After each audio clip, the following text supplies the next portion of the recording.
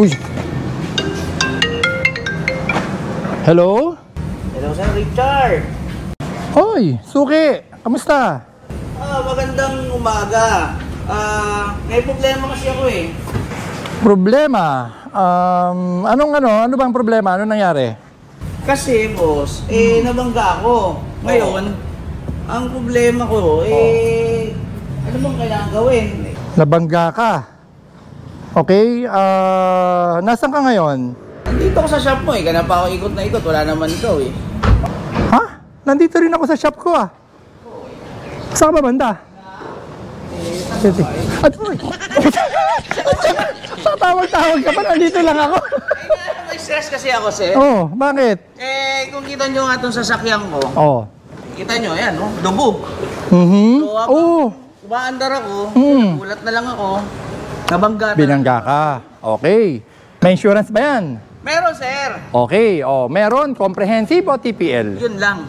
Ano? TPL lang. Yun lang. Okay, walang problema. Yung nakabangga sa'yo. Meron naman daw po. Meron. Okay, mga ka-SP, mga ka-power, ganito po ang gagawin ninyo pagka kayo ay nabangga, binangga, kapag kayo ay nabangga ng kotse na may insurance, tapos kayo wala. Yes, tama? sir. Okay, for example, tignan natin to para mas malinawan lahat. Ito, mga ka-SP, mga ka-power, for example, pero hindi po ito yung bumangga, example lang po ito Halimbawa, ito po yung kotse na naka-insured sa FPG. At binangga niya yung van na yan. Okay? Ang tawag dyan sa kotse mo ngayon is third party, Sir Chris. Sir. Okay? So, ngayon, sabihin natin sa mga ka-power or ka-SP natin kung ano-ano ba mga requirements para makaklaim ka sa FPG insurance. Doon sa insurance niya. Yes, sir. Yung mga requirements po natin, mga ka-SP, pag kayo po ay magkiklaim, unang-una, syempre, kailangan yung policy.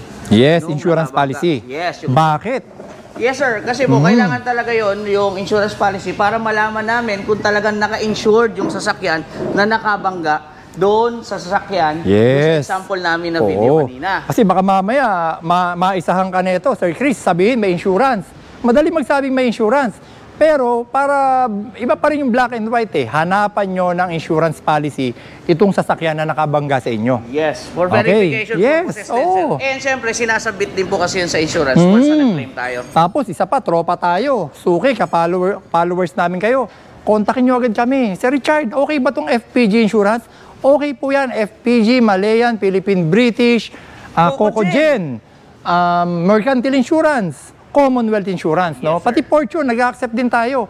May mga insurance naman pong mga matitino, no? At sabi niya nung isang comment, parang pangit, no? Balasubas daw, yung iba.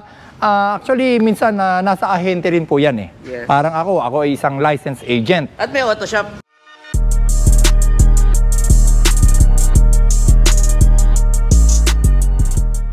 Yes, so walang kahirap-hirap. So magtanong kayo sa amin, no, para kayo matuto. Bukod, Sir Chris, sa insurance policy, ano pa ang unang-una, ang pangalawang hihingin ninyo or gagawin ninyo pagka kayo nagkabanggaan at isasubmit sa insurance? Yes, sir. So, kailangan syempre nung driver's license nung boat driver. Yes. O yung both parties involved. Opo. Kung sino po yung sasakyan na nakabangga at yung sasakyan na nabangga, yung driver's license nila. Hihingan mo to, ha?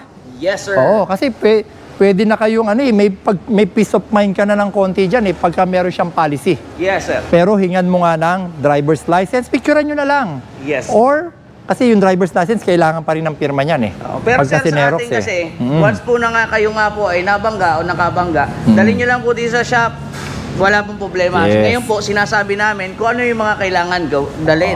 So driver's license, ORCR. Yes, sir. ORC Then, ng sasakyan. Isang mahalaga dyan, dapat meron kayong police report. Yes. Ngayon, eto na naman, police report, abala. Sabi nga naman, paano pag nasa presinto kayo? Pangatlo kayo, tatlong paris kayo nagkabanggaan. Ilang oras kayo mag-aantay dyan? Siyempre, sir, dahil minsan yung iba nagkakaroon pa ng argumento. Yes, pagpalagay na sa isang nagkabanggaan na third party tsaka yung assured, tag isang oras asikasuhin ng police. Pangatlo ka, so 3 oras ka mag-aantay dyan.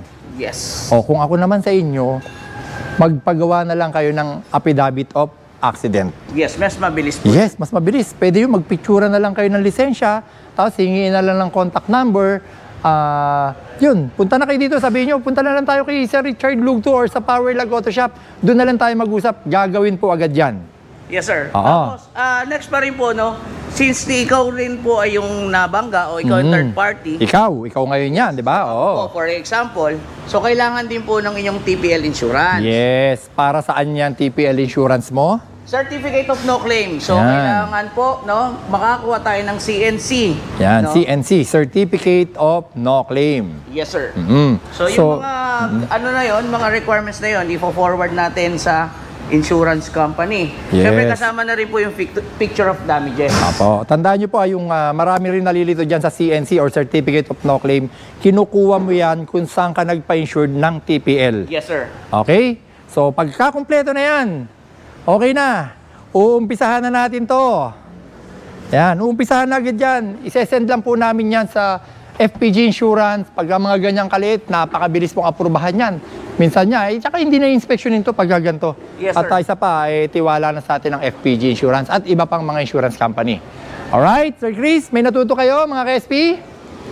Yes. Meron. So, matagal-tagal tayo, sir, hindi nakapag-vlog. Yes, Kasi naging oo. busy talaga. Ngayon, 2025 rat-rat na tayo, Sir Chris ha? Yes, sir. Okay, medyo kasi ito nag-busy, nag-aaral ng law eh. Pero ngayon, maganda na schedule mo ha, Sir Chris ha? Yes, sir, opo. Alright, so yun lang po, marami pong salamat. Sana natuto kayo mga ka-SP, ka-Power. Paalam. Peace. Bye-bye. Yeah. Majesty Driving School. Dito ay tiyak ka na matututo. Majesty Driving School. Palagi kang safe sa kada biyahe. Mga dami na magturo ng disiplina. Maging responsable sa manibela.